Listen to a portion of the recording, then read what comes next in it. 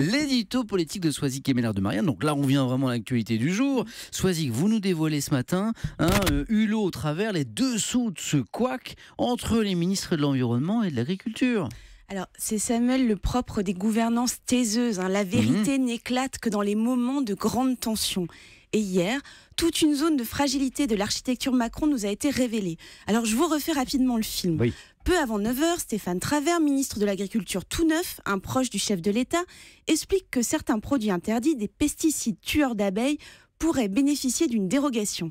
Stéphane Travert pense notamment aux pesticides utilisés par les cultivateurs de carottes des sables dans la Manche. C'est son département d'élection.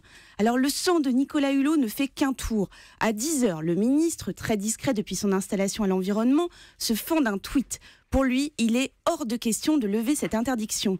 Les médias ont à peine le temps de fondre sur le premier couac de l'ère Macron que tombe un communiqué du Premier ministre arbitrant en la faveur de l'écolo préféré des Français. Alors Soisig, pourtant Christophe Castaner, le porte-parole du gouvernement, a assuré lui qu'il ne s'était rien passé.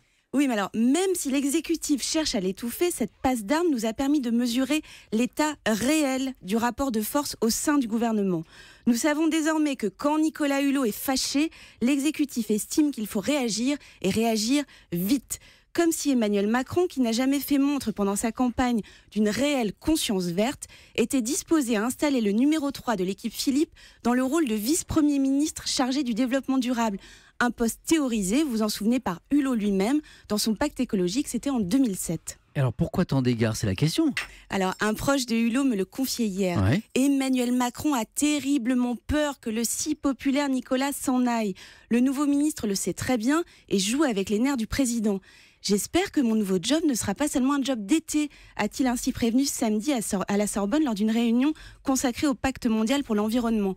Chirac, Sarkozy, Hollande, puis Macron, à force de fréquenter des présidents, Nicolas Hulot a appris à faire de la politique. Si l'on en doutait, on en a eu la certitude depuis hier. Au sein de ce gouvernement, le combat pour l'écologie ne fait que commencer. Donc voilà pour les dessous de ce premier couac gouvernemental. Merci beaucoup Soisig.